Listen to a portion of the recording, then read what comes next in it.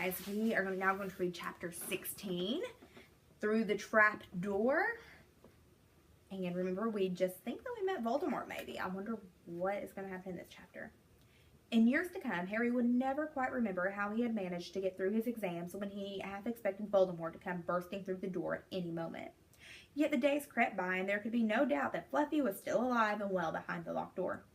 It was swelteringly hot, especially in the large classroom where they did their written papers. They had been given special new quills for the exams, which had been bewitched with an anti-cheating spell. They had practical exams as well. Professor Flitwick called them one by one into his class to see if they could make a pineapple tap dance across a desk. Professor McGonagall watched them turn a mouse into a snuff box. Points were given for how pretty the snuff box was, but taken away if it had whiskers. Snape made them all nervous, breathing down their necks while they tried to remember how to make a forgetfulness potion. Harry did the best he could, trying to ignore the stabbing pains in his forehead, which had been bothering him ever since his trip to the forest. Neville thought Harry had a bad case of exam nerves because Harry couldn't sleep. But the truth was that Harry had kept being woken up by his old nightmare, except that it was now worse than ever because there was a hooded figure dripping blood in it. Maybe it was because they hadn't seen what Harry had seen in the forest, or because they didn't have scars burning on their foreheads. But Ron and Hermione didn't seem as worried about the stone as Harry. The idea of Voldemort certainly scared them, but he didn't keep visiting them in their dreams, and they were so busy with the revision they didn't have much time to fret about what Snape or anyone else might be up to. Their very last exam was History of Magic. 1 hour of answering questions about batty old wizards who invented self-stirring cauldrons, and they'd be free. Free for a whole wonderful week until their exam results came out. When the ghost of Professor Binns told them to put down their quills and roll up their parchment, Harry couldn't help cheering with the rest. "That was far easier than I thought it would be," said Hermione as they joined the crowds flocking out into the sunny grounds. "I needn't have learned about the 1637 werewolf code of conduct or the uprising of Elfric the Eager." Hermione always liked to go through their exam papers afterwards. Ron said this made him feel ill, so they wandered down to the lake and flopped under a tree. The Weasley twins and Lee Jordan were tickling the tentacles of a giant squid, which was basking in the warm shallows. "No more revision," said Ron happily, stretching out on the grass. "You could look more cheerful, Harry. We've got a whole week before we find out how badly we've done. There's no need to worry yet." Harry was rubbing his forehead. "I wish I knew what this means," he burst out angrily. "My scar keeps hurting. It's happened before, but never as often as this." "Go to Madame Pomfrey," Hermione suggested. "I'm not ill," said Harry. "I think it's a warning. It means danger's coming." Ron couldn't get worked up. It was too hot. "Harry, relax. Hermione's right. The stone's safe as long as Dumbledore's around.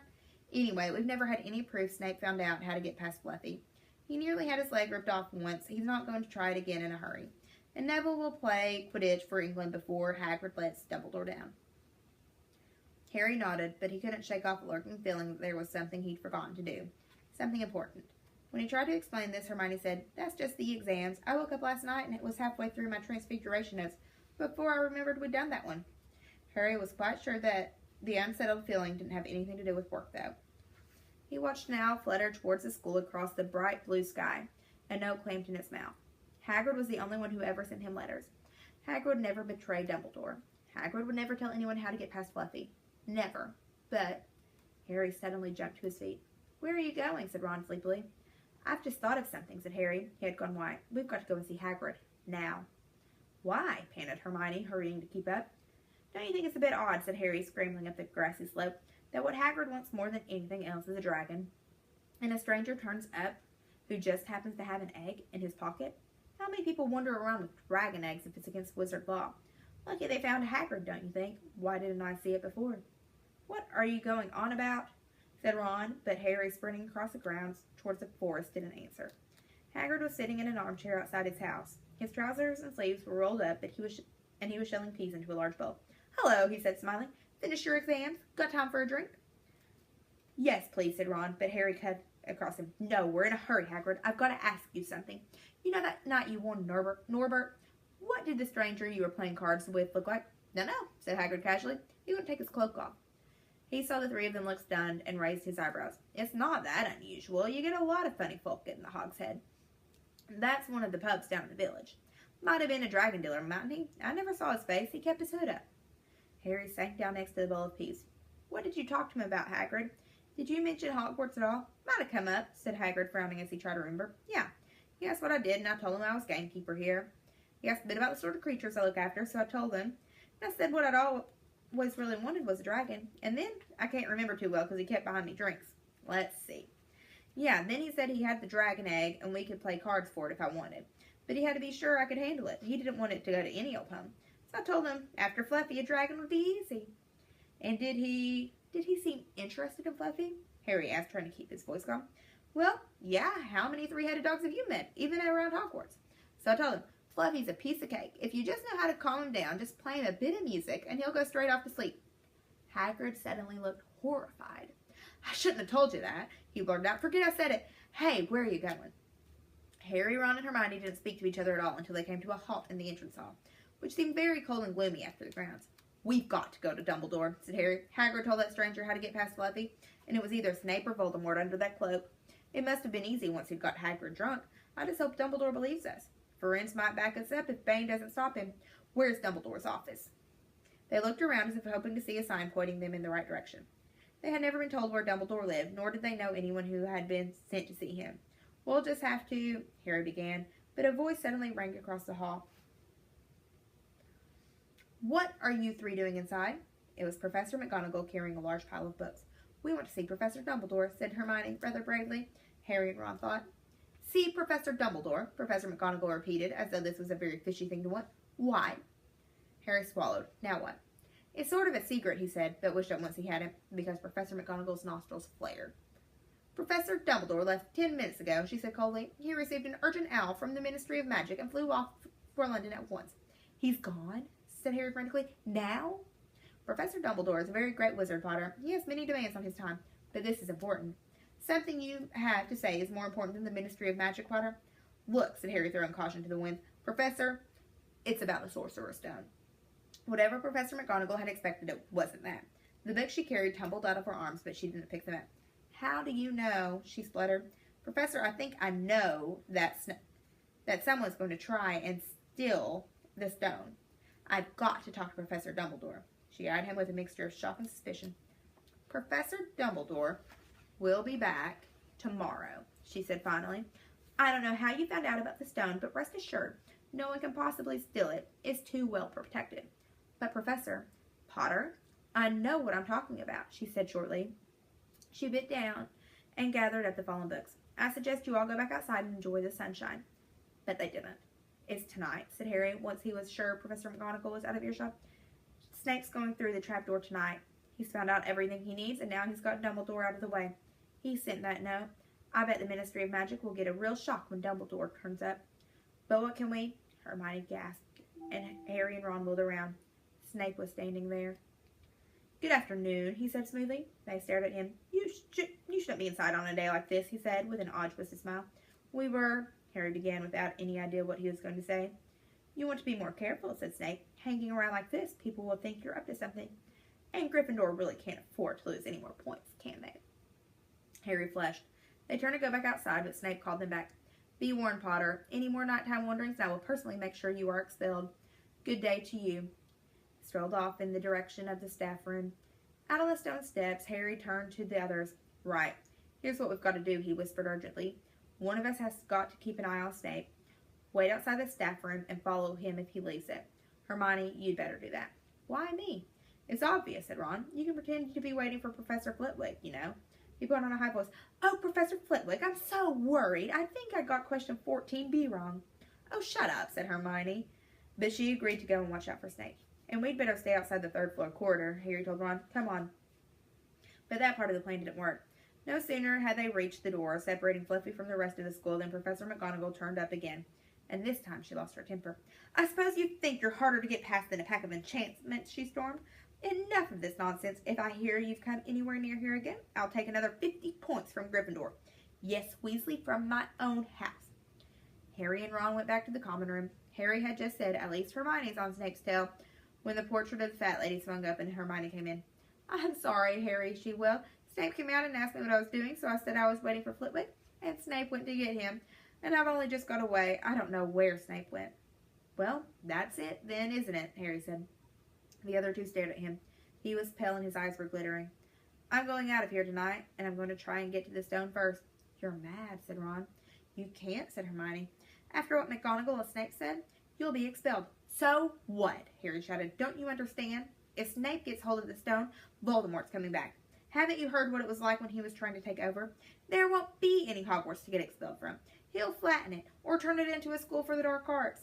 Losing points doesn't matter anymore. Can't you see? Do you think he'll leave you and your families alone if Gryffindor win the house kept? If I get caught before I can get to the stone, well, I'll have to go back to the Dursleys and wait for Voldemort to find me there. It's only dying a bit later than I would have done because I'm never going over to the dark side. I'm going through that trapdoor tonight, and nothing you two say is going to stop me. Voldemort killed my parents, remember? He glared at them. You're right, Harry, said Hermione in a small voice. I'll use the invisibility cloak, said Harry. It's just lucky I got it back. But will it cover all three of us, said Ron. All three of us? Oh, come off it. You don't think we'd let you go alone? Of course not, said Hermione briskly. How do you think you'd get to the stone without us? I'd better go and look through my books. There might be something useful. But if we get caught, you two will be expelled too. Not if I can help it, said Hermione grimly. Flitwick told me in secret that I got 112% on his exam. They're not throwing me out after that. After dinner, the three of them sat nervously apart in the common room. Nobody bothered them. None of the Gryffindors had anything to say to Harry anymore, after all. This was the first night he hadn't been upset by it. Hermione was skimming through all her notes, hoping to come across one of the enchantments they were about to try and break. Harry and Ron didn't talk much. Both of them were thinking about what they were about to do. Slowly the room emptied as people drifted off to bed. Better get the cloak, Ron muttered as Lee Jordan finally left, stretching and yawning. Harry ran upstairs to their dark dormitory. He pulled out the cloak, and then his eyes fell on the flute Hagrid had given him for Christmas. He pocketed it to use on Fluffy. He didn't feel much like singing. He ran back down to the common room. We'd better put the cloak on here and make sure it covers all three of us. If Filch spots one of our feet wandering along on its own. What are you doing? Said a voice from the corner of the room. Neville appeared from behind an armchair, clutching Trevor the Toad, who looked as though he'd been making another bid for freedom. Nothing, Neville, nothing, said Harry, hurriedly putting the cloak behind his back. Neville stared at their guilty faces. You're going out again, he said. No, said Hermione. No, we're not. Why don't you go to bed, Neville? Harry looked at the grandfather clock by the door. They couldn't afford to waste any more time. Snape might even now be playing Fluffy to sleep. You can't go out, said Neville.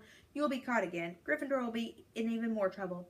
You don't understand, said Harry. This is important.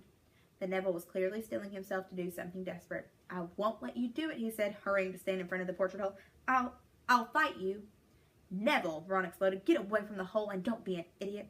Don't you call me an idiot, said Neville. I don't think you should be breaking any more rules. And you were the ones who told me to stand up to people. Yes, but not to us, said Ron in exasperation. Neville, you don't know what you're doing. He took a step forward, and Neville dropped Trevor the Toad, who leapt out of sight. Go on, then. Try and hit me, said Neville, raising his fist. I'm ready. Harry turned to Hermione. Do something, he said desperately. Hermione stepped forward. Neville, she said, I'm really, really sorry about this. She raised her wand. Petrificus totalis, she cried, pointing it at Neville. Neville's arms snapped to his sides. His legs sprang together, his whole body rigid. He swayed where he stood and then fell flat on his face, stiff as a board. Hermione ran to turn him over. Neville's jaws were jammed together so he couldn't speak. Only his eyes were moving, looking at them in horror. What have you done to him? Harry whispered. It's the full body bind, said Hermione miserably. Oh, Neville, I'm so sorry. We had to, Neville. No time to explain, said Harry. You'll understand later, Neville, said Ron as they stepped over him and pulled on the invisibility cloak. But leaving Neville lying motionless on the floor didn't feel like a very good omen. In their nervous state, every statue's shadow looked like Filch. Every distant breath of wind sounded like peace swooping down on them. At the foot of the first set of stairs, they spotted Mrs. Norris skulking near the top. Oh, let's kick her just this once, Ron whispered in Harry's ear, but Harry shook his head. As they climbed carefully around her, Mrs. Norris turned her lamp-like eyes on them, but didn't do anything. They didn't meet anyone else until they reached the staircase up to the third floor. Peeves was bobbing halfway up, loosening the carpet so that people would trip. Who's there? He said suddenly, as they climbed towards him. He narrowed his wicked black eyes. No, you're there, even if I can't see you. Are you a goalie or a ghosty or a wee student beastie? He rose up in the air and floated there, squinting at them. Should call Filch, I should, if something's a-creeping around unseen. Harry had a sudden idea. Peeves, he said in a hoarse whisper. The bloody Baron has his own reasons for being invisible. Peeves almost fell out of the air in shock. He caught himself in time and hovered about a foot off the stairs. So sorry, your bloodiness, Mr. Baron, sir, he said greasily. My mistake, I didn't see you. Of course I didn't. You're invisible. Forgive old Peevesy his little joke, sir. I have business here, Peeves, croaked Harry. Stay away from this place tonight.